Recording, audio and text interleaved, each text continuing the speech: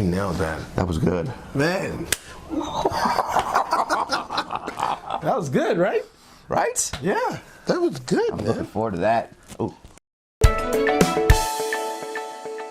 Hi, this is Abraham Walker with Ask A Walker, your Northern Virginia real estate agent. And I'm here with another one of my, not another one, you were here last week, right?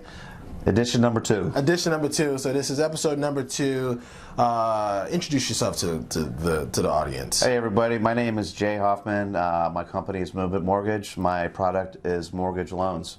Excellent. And so this week we're talking about VHDA, a very popular program. What is the, I was supposed to look up, what does VHDA stand for? It stands for Virginia Housing Development Authority. Excellent. Good. Yes. Jay is ready for this. I am.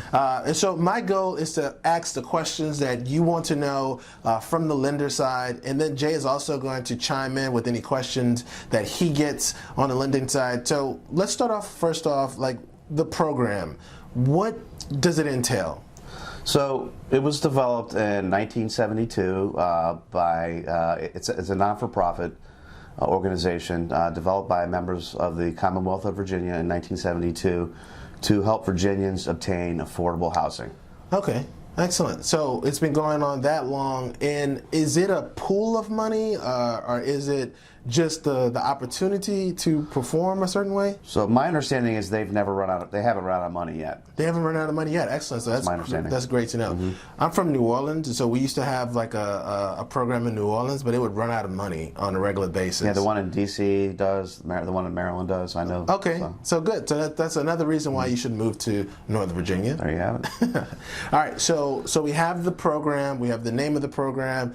What are the options as far as like what the program offers? So the biggest thing the program does for people is it minimizes the amount of down payment they have to come up with, and it comes in 3 different forms. Okay, and what are those 3 forms? So the first form is through a grant. With the grant, you're going to end up coming up with 1% for down payment, and then you have to account for closing costs. And then the second way is through 100% financing, where you get a first and second trust to cover 100% of the purchase price. The third way is 101.5% financing, where you get they're lending you over the sales price. The extra money you get can help you pay your closing costs. Okay, so let's break that down. So the first program is a grant. Mm-hmm. What does the grant entail from the lending perspective? Like what does that mean? Economically speaking, the grant is the best. It will give you the lowest payment. It will give you the lowest interest rate. How so? Why is that? It's not as risky. Okay. Because you're actually, you have skin in the game with 1% down payment. Okay.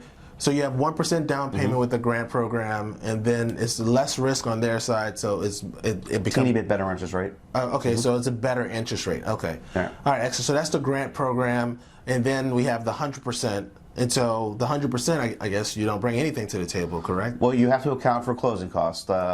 Typically in the state of Virginia, closing costs are going to run you about 2.5%, anywhere from 2 to like 3.5%, depending on the amount you borrow. And when you say 2.5%, 3%, you're talking about the sales price, correct? The loan amount, actually. The loan amount, right? Excellent. Okay. So, but it scales. So the less you borrow, the higher that number is. Okay. So, and again, you don't necessarily have to pay it yourself. You can ask the seller for it. You can use a lender credit to pay it. You could probably even use discounted commission to help pay it. Excellent. So there are a couple ways you can pay for that closing cost mm-hmm. on the second option, which is the 100% option. On the grant option, you also have to account for closing costs as well. Is that correct? Yep. Or does the all grant... 3 of them you do. Okay. But the third option, now going to what I said originally, it minimizes the amount of down payment you have to pay.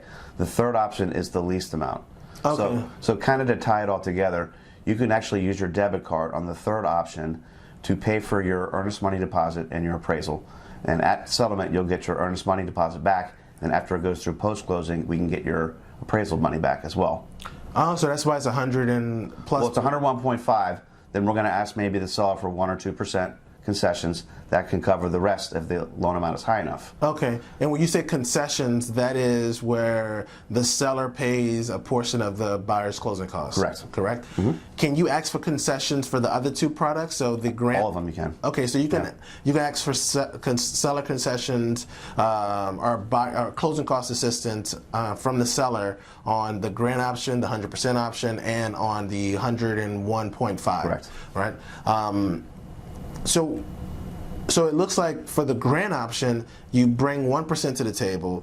For the 100% option, you bring nothing to the table. Closing costs. Closing costs. But you could ask the seller for the closing Correct. costs.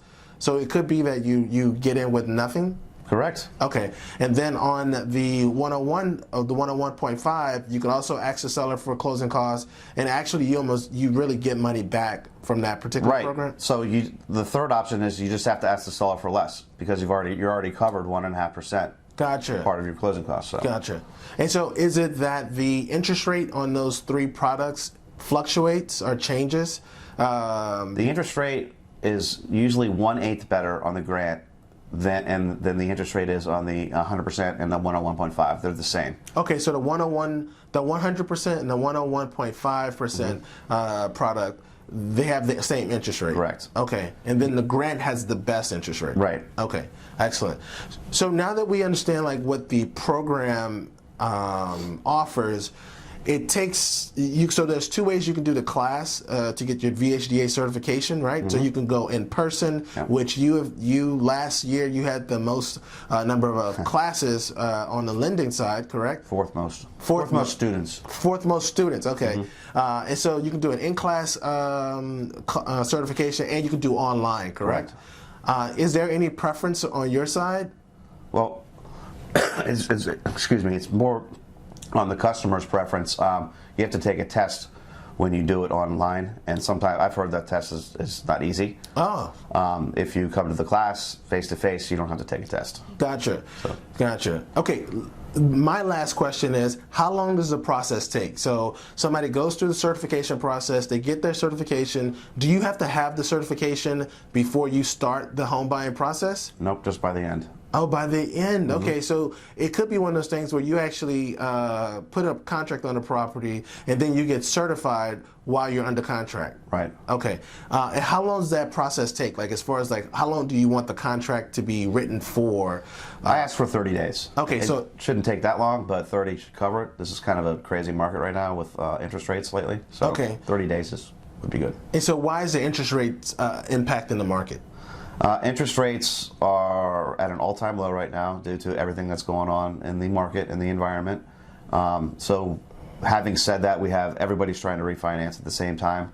So a lot of the systems are bogged down. So what took 21 days last month is going to take 30 next month because of all the new business that's coming through. Gotcha. Okay. So it sounds like you write your contract for 30 days, which is pretty normal in this market, 30 to 45 day contracts. You can ask the seller for seller subsidy or closing cost assistance. Is there anything else that we should know about this particular product?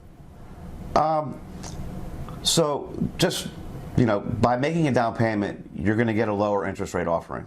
So there is a spread of interest rates. So if you can come up with 3.5%, you're going to get probably 3/8 to a half a point lower interest rate than if you go through VHDA's 100% financing, 101.5% financing. So it's important to distinguish. If you can make a down payment, you're going to get a better deal. Gotcha. But other than that, see, what the common misconception is, I've worked for 2 years, I pay my bills on time, but I don't have money for a down payment. Gotcha. So this is what's getting all of those people into homes. Excellent. And what we'll do is we'll put a link at the bottom of this video for you to kind of find out what the income qualifications are. Also, I have Jay's contact information as well.